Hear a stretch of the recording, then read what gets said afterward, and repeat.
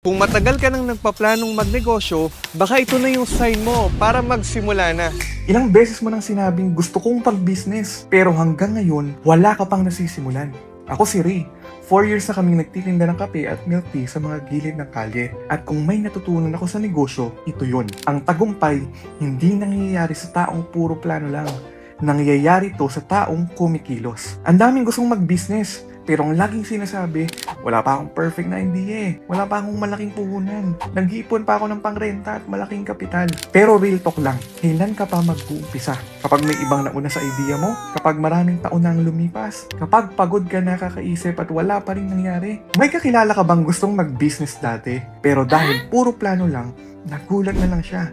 May ibang nauna sa pwesto niya. Sayang ang opportunity. Nasayang ang maraming panahon. Sayang ang kita dahil natakot siyang magsimula. Huwag mong hayaan na ikaw ang susunod na magsisi. Kung gusto mong magsimula ng negosyo, hindi mo kailangan ng milyon o malaking renta. Dahil sa mobile cart business, mababa ang puhunan, pero malaki ang potensyal na kita. Walang rent, kaya maliit lang ang risk at pwede kang magpalipat-lipat. Kaya may control ka sa location mo. Pwede ka nang magsimula kahit hindi mo pa alam lahat. Ang mahalaga, kumilos ka at matuto habang ginagawa mo to. May mga franchises kami na nagdesisyong magsimula agad. Ngayon, 6 figures na ang kinikita nila. At may mga iba naman, matagal magdesisyon.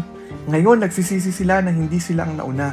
Habang yung iba nag-overthink pa, may mga iba na kumikita na sa parehong negosyo. Kung matagal ka nang naghihintay ng perfect time para magsimula, baka ito na yung sign na hinihintay mo. Panoorin mo lang yung free masterclass na ginawa ko para matuto, i-click mo lang yung link or i-message mo lang kami. All glory to God.